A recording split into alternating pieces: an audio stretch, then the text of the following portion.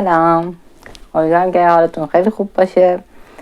با تیپ بهاری اومدم بهتون سال جدید رو تبریک بگم و امسال رو بررسی کنیم و بریم به سمت سال جدید. امیدوارم که ذوق و شوق خودش رو داشته باشین.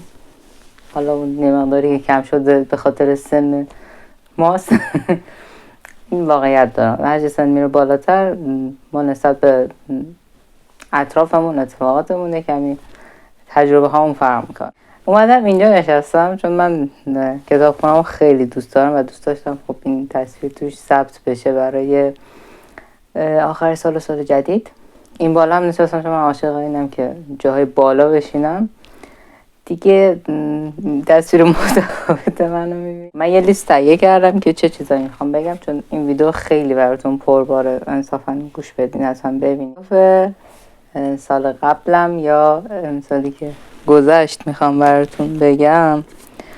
کلا اینطوریه که خب هممون اول سالی حالا بعد یا همون روز اول میشینیم یه سری اهداف رو مینویسیم، بعد که به همشون برسیم، همشون بلند پروازانه و اینا. ولی خب من امسال اینطوری نبودم. امسال اومدم یکم اهدافم رو کوچیک کوچیک کردم، بزرگه رو نوشتم، بعد کوچیکاشم نوشتم. یعنی چیزهایی که راهایی که میتونستم بهش برسم قسمتش کردم، شکستم اون هدف بزرگه رو که ببینم امسال به کدوماش میرسم، کدوماش رو میتونم جلو ببرم اینا. و اولش که چند ماه پیش تقریبا دی بهمن اینا اینجوری بودن که من نرسیدم به هیچ از هدفام، یکم افسردگی نگرفتم. بعد نگاه که کردم دیدم نه، من یه سری مسیر رو رفتم از همون هدفها و اینجوری نبوده که کلن به هیچ چیز از اونها توجه نکنم و کلن کنار بذارم. امسال توی این دفتر نوشتم حتی خیسیم، ولی در کل من همیشه چی میگیرم؟ سررسید میگیرم. ببینین سررسید هایم رو، در مورد اینا هم صحبت میکنم. در مورد اینا باز جلوتر صحبت میکنم. بعد نشستم نگاه کردم ببینم که به چه چیزاشو رسیدم و ایناها. دیدم که خب مثلا اگر یک هدف کلیم این بوده که کتابایی که خوندم و تموم کنم، بعد من جوری در نظر داشتم که خب که همه کتابایی که خوندم تموم کنم. بعد نگاه که کردم دیدم که خب تعداد خیلی زیادی هم نمونده از کتابایی که داشتم قبلا.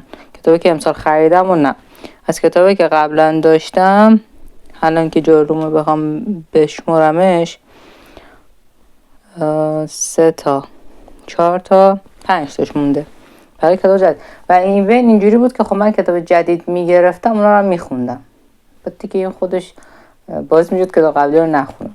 این یکی از هدفایی که بررسی کردم. بقیه هدفم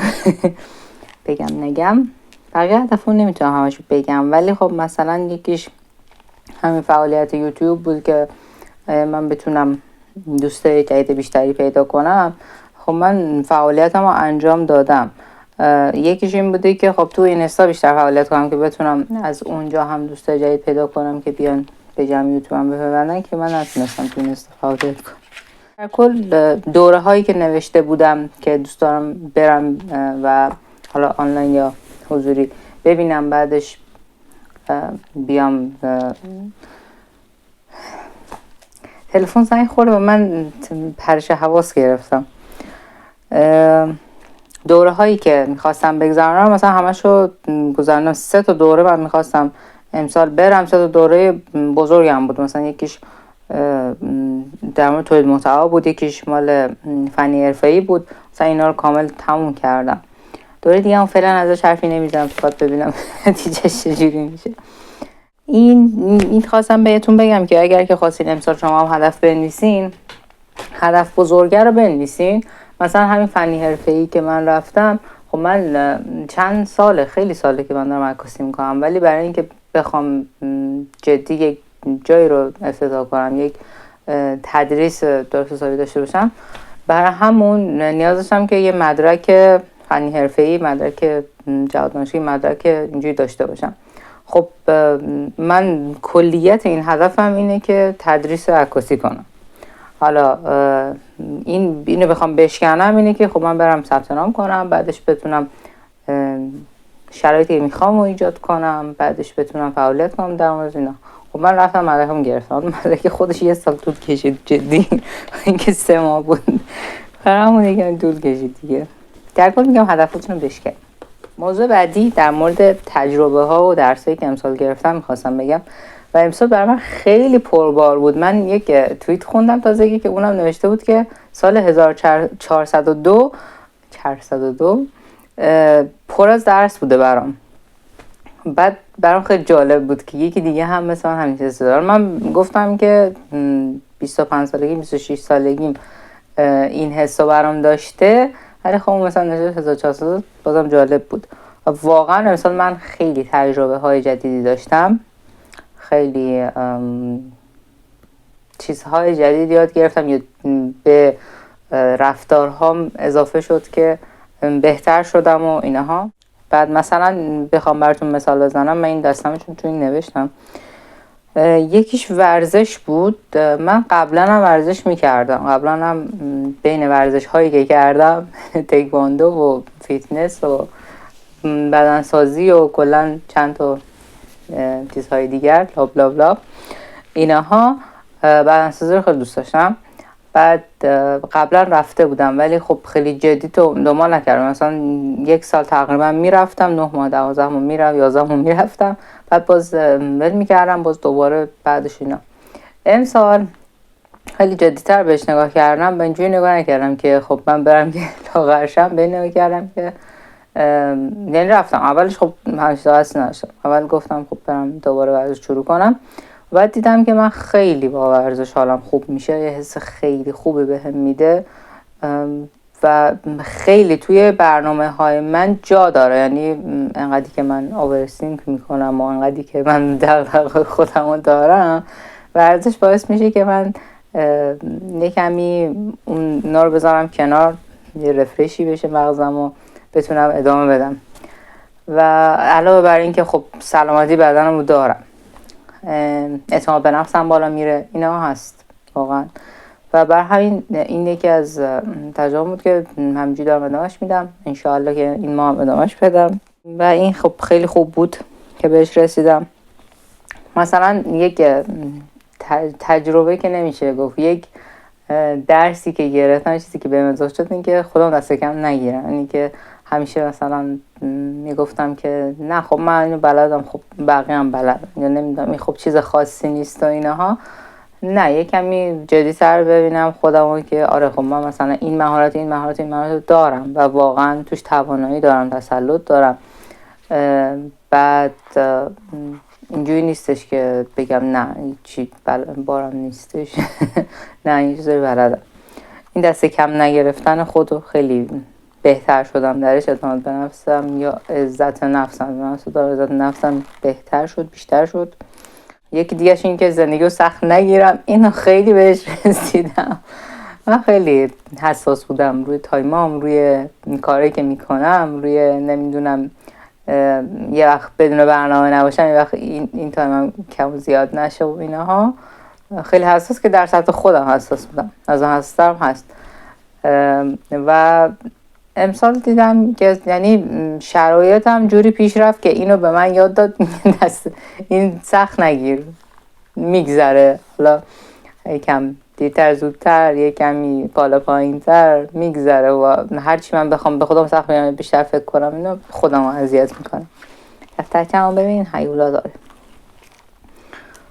بعد یکی دیگهش این که خیلی صبور شدم. این به خاطر همینه که سخت نگرفتم و صبور شدم، صبورتر شدم از قبل. من خیلی آدم عجولیم، یعنی تمام خانواده من خیلی عجولم، صبورتر شدم ولی کاملا نه. مثلا خانواده من اینو ببینن میگن که آره خیلی تو صبور شدی، انقدر عجولی که دستتو بفهمن. هنوزم انگشتم اینطوری که بوده.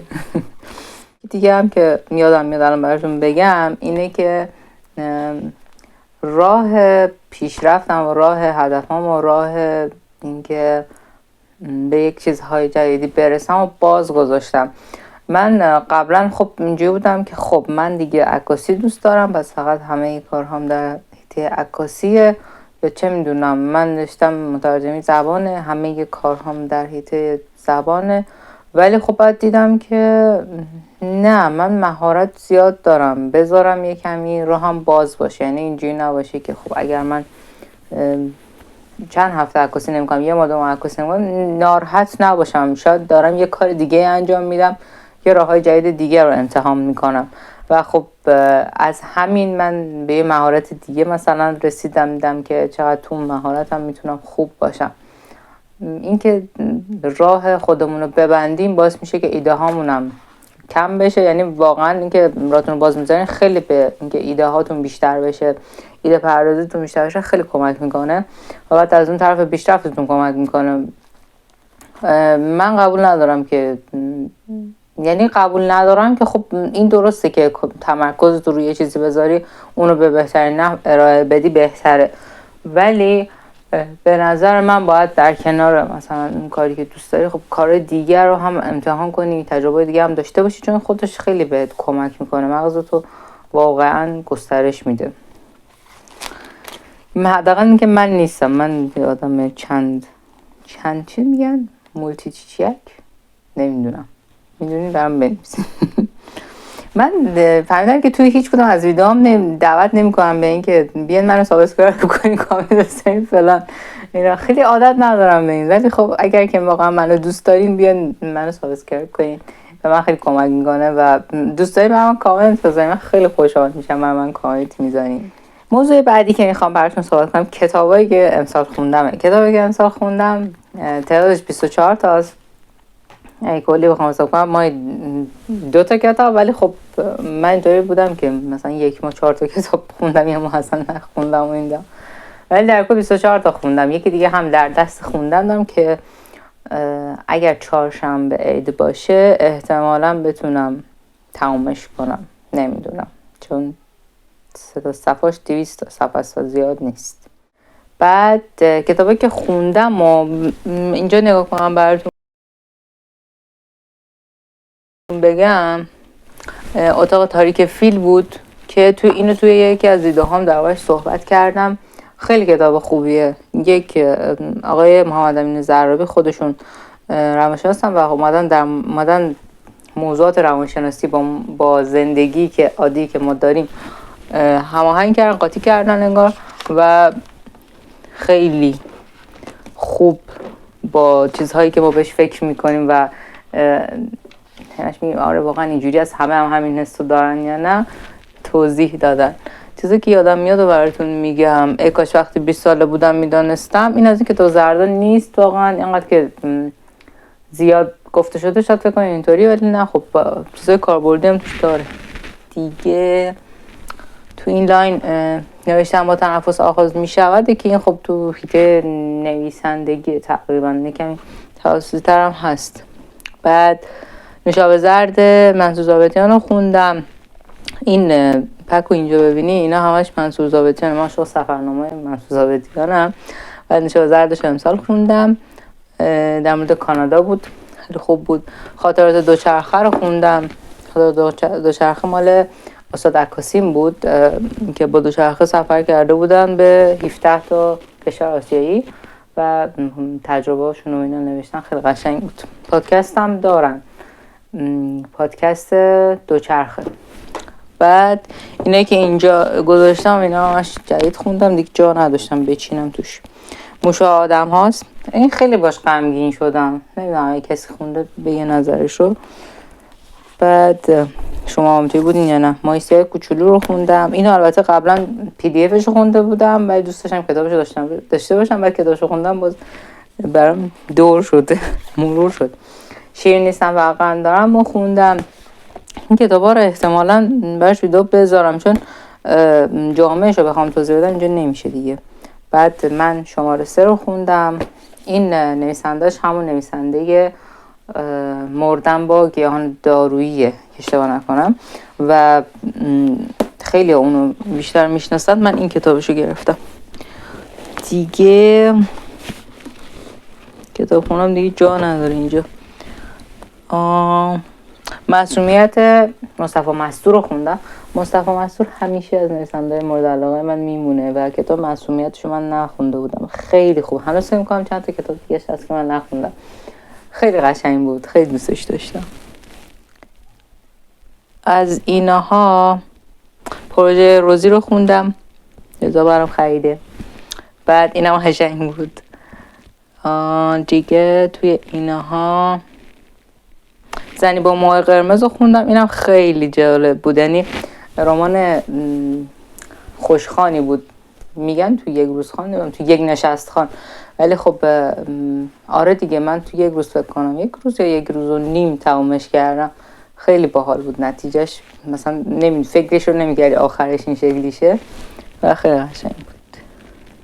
از اینجا همینا بود.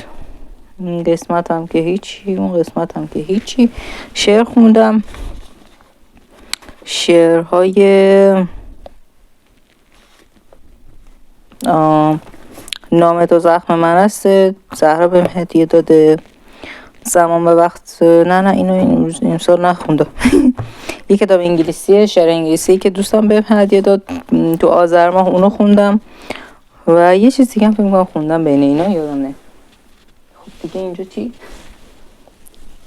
با تشکر. اینجا هم نه، اینجا جدید ندارم. من امسال فلسفه نخوندم. من مراله هستم و فکر می‌کنم امسال خوندم. نمیدونم. دیگه کلی بهتون معرفی کردم. این ویدیوهای کتابو من دارم براتون میذارم جدا جدا، یعنی فقط در مورد کتاب صحبت میکنم. اگه دوست داشتین اونجا دنبال کنین. کلا مخاطبین من همه میدونن دیگه، من بیشتر در مورد کتاب صحبت میکنم. این از کتاب مکانه جدیدی که رفتم، بعضیاشونو براتون شورت ویدیو گذاشتم، بعضیاشونو براتون ویدیوی لانگ گذاشتم و میتونین ببینین. مثلا جنگل شیاده، اگه اشتباه نکنم سد شیاده، اونو براتون لانگ ویدیو گذاشتم. ولی خب مثلا جنگل بولیران، جنگل دیگه کجا بود، آمل، اینا رو براتون شورت ویدیو گذاشتم. بعد یه جا دیگه هم که رفتیم تو فرآباد، مسجد فرآباد، نمیدونم دقیقش رو الان یادم نیست، اونا رو براتون شورت ویدیو گذاشتم. مکان جدید خیلی رفتم و اینو مدیون همسر جان هستم، چون که من میبریم. خیلی باحاله، میریم مکان جدید رو میبینیم، کیف میکنیم. دیگه یادم نمیاد مکان جدیدی که امسال رفتم. اینا رو یادم بود. لاویج رفتیم. خیلی بریم توی شاهدام قشنگ میتونیم ببینیم. تهران رفتیم، چند تا دیگه رفتیم دیدیم، چون من تهران هر دفعه که میرم جای جدیدش رو کشف میکنم. یک معمولا همه میگن که خب من برای امسال فلان خریدو کردم، خریدو مثلا خیلی خرید خاصی انجام ندادم. نمیگم نگردم، چرا همین تیپ بهاری من خرید امسال بود، تیپ بهاری منه. ولی خب خرید بیام نشونتون بدم اینجوری ندارم، یعنی اصلا بعدش نیستم. پس از این موضوع میگذاریم. آخر موضوع که میخوام براتون بگم فواید نوشتن و ژورنال کردنه. چه پسر باشین چه دختر، این نکته براتون خوبه واقعا. اینجوری نگاه نکنین که الان همه دخترها این کار انجام میدن، نه. یا این براتون اینایی که اول ویدیو براتون نشون دادم، اینا از سال 97 من سررسیدای نشر خوب خریدم.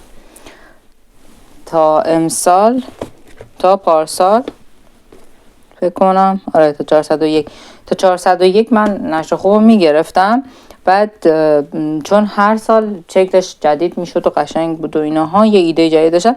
از امسال تغییر نکرده، نمیدونم چرا، یا من ندیدم درست، یا احساس میکنم تغییر نکرده. این همینه دیگه، چون من همینه تو بازار، یعنی من همینه دیدم، تو سایتشون نرفتم و سررسید جدید ندادن دیگه. منم گفتم که خب بس یه چیز عادی میخوام. مثلا سال 97 من و خب هنوز از جورنال نگفتم، میخوام از فواید بگم. جورنال کردن چیه؟ یعنی اینکه شما توی هر صفحه، هر روز هفته‌تون، ماهتون، سالتون یک سری خاطرات، یک سری اتفاقایی که تو اون روز افتاده رو برای خودتون بنویسین. حالا اگر خیلی سختتونه و اینجوری میخوام بهش فکر کنید که واچه کار سختی و من بلد نیستم بنویسم و اینها، اینجوری باشین که لازم نیستش که یک صفحه بنویسین، مثلا چه میدونم 4 تا پاراگراف بنویسین. نه، در حد اگه 1 جمله 2 جمله 3 جمله هر چقدر که خودتون میتونین هم اون حال اون روزتون رو بنویسین، اتفاقی که اون روز براتون افتاده، تجربه‌ای که اون روز کردین، هر چیزی که دوست دارین از روزتون ثبت بشه رو بنویسین.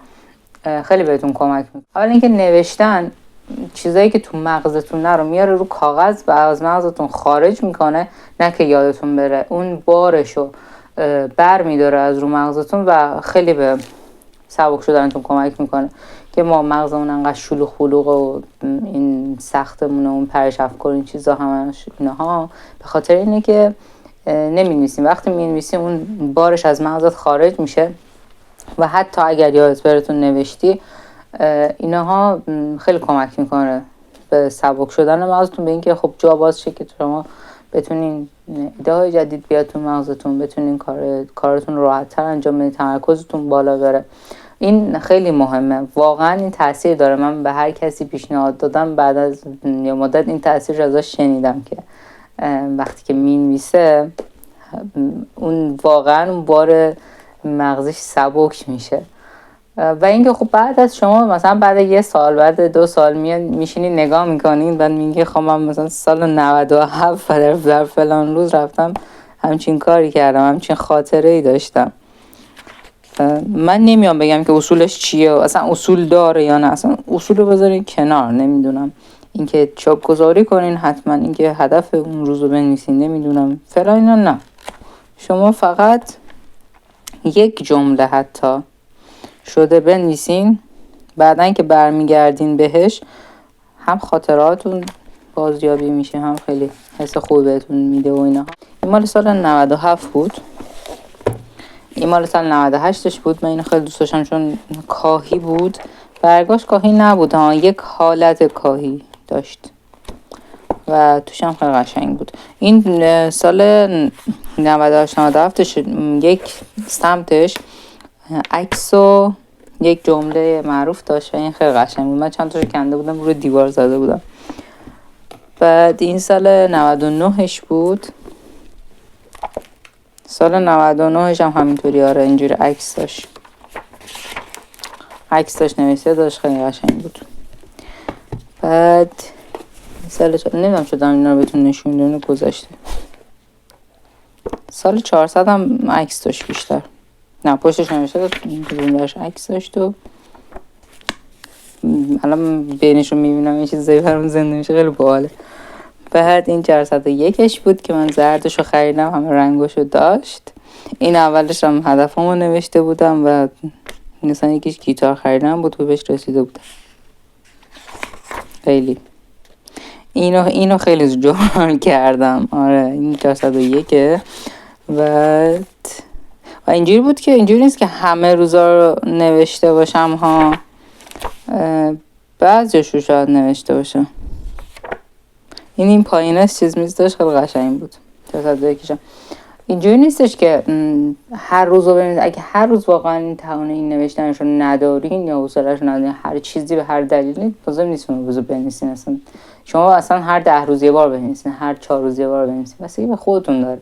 اصلا بعضی موقع ننویسین، اینطوریه که بعضی وقتا برای سبک شدن ذهن خوبه بنویسین. و الان من یک صفحه برام باز شد، اینو من تو 26 خرداد نوشتم. مطمئنی تو 26 خرداد استفاده؟ تو 26 خرداد سال 401 نوشتم، آره. اون موقعی بود که من اعلام کردم به خانواده و امیرحسین رو معرفی کردم. خیلی باحال بود. اینجا الان دیدمش. الان برم تو آذرش، احتمالاً تاریخ عقدمونم نوشتم. خیلی باحال بود، آره تو 21 نوشتم. منم همشو پر نکردم، ببین خالی زیاد داره. بعد اینا رو میتونین ازش استفاده دیگه هم بکنین، بمونه کاغذ استفاده کنین. بعد پشتش بازی داشت و اینها. بینش هم ببینین من کارت پستال دارم، اینا دوستان برام فرستادن. این مهر و عاطفه برام درست کرده. این هم آره نامه ای که از دوستان، اینش هم چیز میزم گوشتم خواسته که این هم 401ش بود. بعد 402ش هم شبیه همین بود، من نخریدم واسه همون اون دفتر رو خریدم که من 402 رو خیلی ننوشتم واقعیتش رو بخوام بگم. 402 رو خیلی پراکنده نوشتم، یه وقت تو گوشیم نوشتم، یه وقت تو اینجا نوشتم، اینها متفاوت بود. و این هم 403 چون من عاشق رنگ سبز ارتشی هم رفتم این شکلی ساده خریدم. چون امسالم مثل الان از سال 401 داره 3 ساله که داره یک سان میزنه تقویماشو. حالا نمیدونم بازخورد خوبی داشته و اینا دیگه من نرفتم از اون نشر بخرم، ولی نشرهای دیگه هم چیزای قشنگی دارن اگه دوست دارین سررسید بزرگ بخرین. وگرنه ببینین این کوچیکو من در همین حد گرفتم که فقط در همین حد یک چند جمله فقط از اون روزم ثبت کنم. این از سواد ژورنال نویسی که براتون بگم که همین دیگه.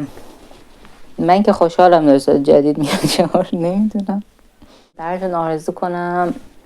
امیدوارم که سال جدید براتون پر از حال خوب باشه، حال دلتون خوب باشه، نه صرفا لبخند رو لبتون. و چیزایی که دوست دارین و حداقل پا تو مسیرش گذاشته باشین، به کسایی که دوست دارین ابراز علاقه کرده باشین. و دیگه اینکه واقعا امیدوارم خیلی سال خوبی براتون باشه. اینجوری نگاه کنین که این روزا داره میگذره، چه ما بخوایم چه نخوایم. من همیشه یه جمله دارم به همه کسایی که در مورد مثلا سخت زندگی میگن، حتی به خودم که بعضی وقتا دیگه کلافه میشم، اینجوری هم که ما مجبوریم زندگی کنیم، چه بخوایم چه نخوایم باید زندگی کنیم. پس یک جوری بگذرونیم که پشیمون نباشیم، اون روز زندگی کرده باشیم واقعا، نه فقط نفس کشیده باشیم. باید اینو بگذره، حالا چه بهتر که اون جوری که میخوایم بگذره. همین دیگه. امیدوارم سال خیلی خیلی خیلی خیلی خوبی داشته باشین. این آخرین ویدیوی امساله. خیلی دوستتون دارم، مرسی که همراه من هستین توی این کانال. امیدوارم که خیلی دوستای بیشتری هم بهمون اضافه بشن. ممنون که همراه هم هستین، ممنون که بهم گوش میکنین، منو میبینین و خدا نگهدار. من نمیگم خدا نگهدار، نه، خداحافظ.